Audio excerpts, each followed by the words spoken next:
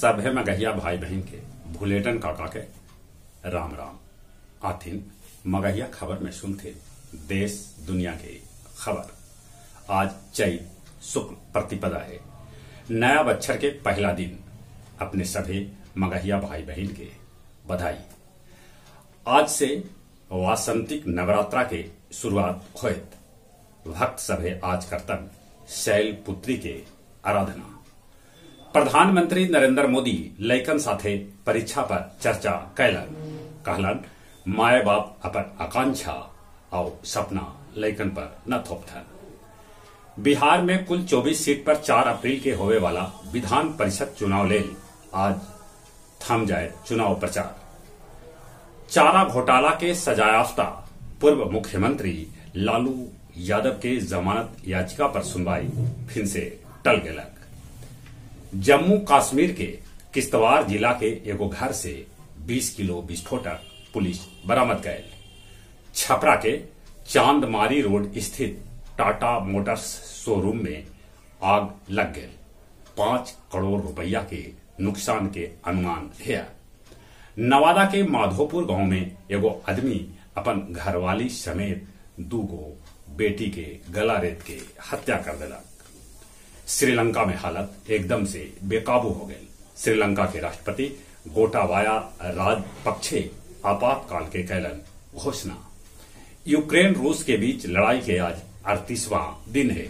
Ukraine रूस के 40 kilometre अंदर घुस के कैलक एयर स्ट्राइक। ऐसा आ रहा है पोस्ट खबर। इजराइल फिलिस्तीनी शरणार्थी शिविर पर कैलक है हमला।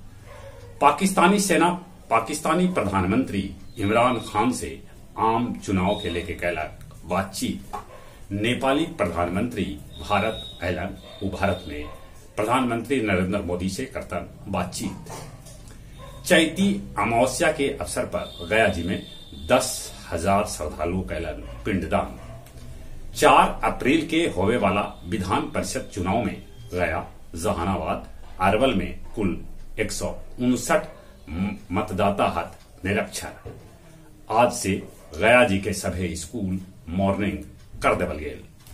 फतेहपुर के गुमा गांव के बधार में सुनील सिंह के लाश टांगी से कटल भेटायल। गुरुआ के 12 और फुलसाथर गांव में डकैती होल। पुलिस कर रहा है छानबीन। और अब कुछ खेल के समाचार।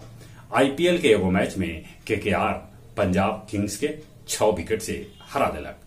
महिला विश्व कप के फाइनल में मैच रेफरी भारत के जीएस लक्ष्मी होतन। दोसरका वनडे में पाकिस्तान 348 रन के पीछा करे ऑस्ट्रेलिया के हरा दिलक। टेकारी के डिहरी गोवर्धन स्टेडियम में घोड़ा दौड़ के आयोजन कैल गेल, जकरा में राजा मारल बाजी। जहां तक मौसम के सवाल है, मौसम विभाग सूचना दिलका है कि दक्षिण बिहार के 6 जिला में लू के असर बड़ी तेज है। गया जी के तापमान कल 40 डिग्री से बेसी नपल गए। गर्मी से बचते, कोरोना से बचे लेल अभियो मुंह और नाक पर मास्क लगाते, सोशल डिस्टेंसिंग के हो सके तो पालन भी करते। चले एक बार फिर से अपने सभे के भूलेटन काका के राम राम।